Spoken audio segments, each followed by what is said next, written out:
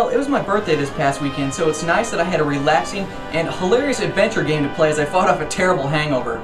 The latest episode of Sammun-Mak's The Devil's Playhouse, titled The Tomb of Sammun-Mak, releases today and takes place immediately following the events of the first episode. Again, this is a 5-part monthly downloadable series for the PC, Mac, PlayStation 3, and even the iPad, running for a total of $35 for all 5 episodes.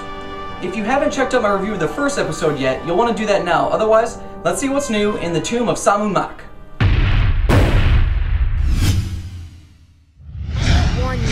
To this, but I couldn't bring myself to believe. Recall at the end of the penal zone, after vanquishing General Skunkape, Sammun-Mak stumbled upon skeletons that looked a lot like themselves.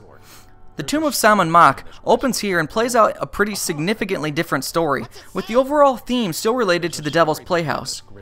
Sammun-Mak finds several reels of old film next to the skeletons that turns out to be footage of their grandparents, Samus and Maximus, on an adventure in Egypt to find and steal the Devil's Toy Box. Upon watching the first reel, Max's powers kick in and they both get sucked into the film, and you take control of the grandparents. There are several reels of film, each to show events at different times throughout the adventure. The first reel puts you in a theater to set up the events for the adventure, the second reel places you in the Tomb of Sammun-Mak, and the third reel is on a train ride home.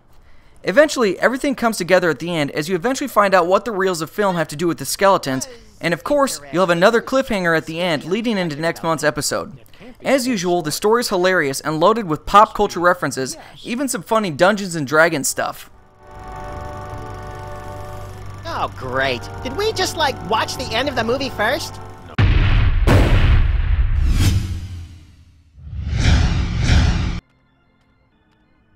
This episode took me about 4.5 hours to complete. The puzzles weren't overly difficult, yet as always, extremely entertaining. What's great is the gameplay mechanics are different than the first episode. This time around, Max has 3 new psychic powers to play with.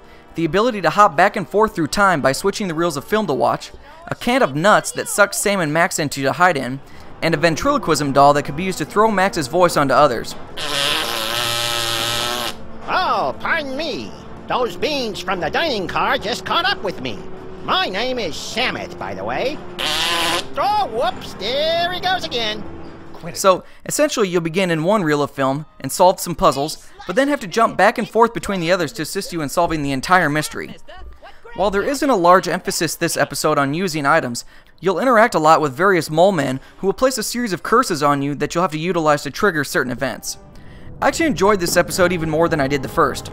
The puzzles are just challenging enough to keep you entertained and not hard enough that you'll get frustrated. The dialogue is of course very funny and the design of the levels is very creative.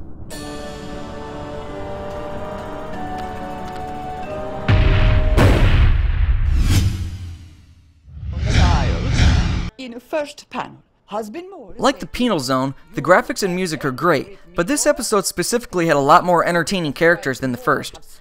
The primary antagonist is milk and cookie living Santa Claus like Nicholas C. Kringle and his platoon of 1950s New Jersey mobster-like elves, all with high-pitched, hilarious voices.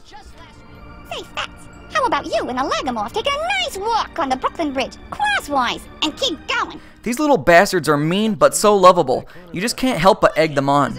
You'll also encounter a crazy family of mole men trying to make their way to America, and even a vampire or two.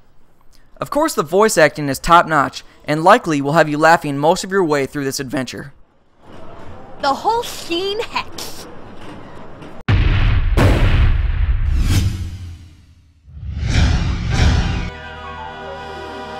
As to be expected, Telltale has given us yet again another great adventure to take part in. The Tomb of Sammun-Mak gives us new gameplay mechanics to add some variety to our puzzle-solving quests, and of course buttloads of clever and hilarious dialogue. If you're on the fence about adventure games, you can't really go wrong with any of Telltale's products. The latest adventure gives us a wonderful story and leaves us hanging for next month's episode. What'd you guys think of the first episode? Leave your questions and comments below. Check out the full write-up, screenshots, and gameplay footage over at ZeitgeistGameReview.com. Stay up to date by following me on Twitter, and check out my other channel, Zeitgeist Other, for gameplay footage. Don't forget to subscribe and press the thumbs up button. Thanks for watching.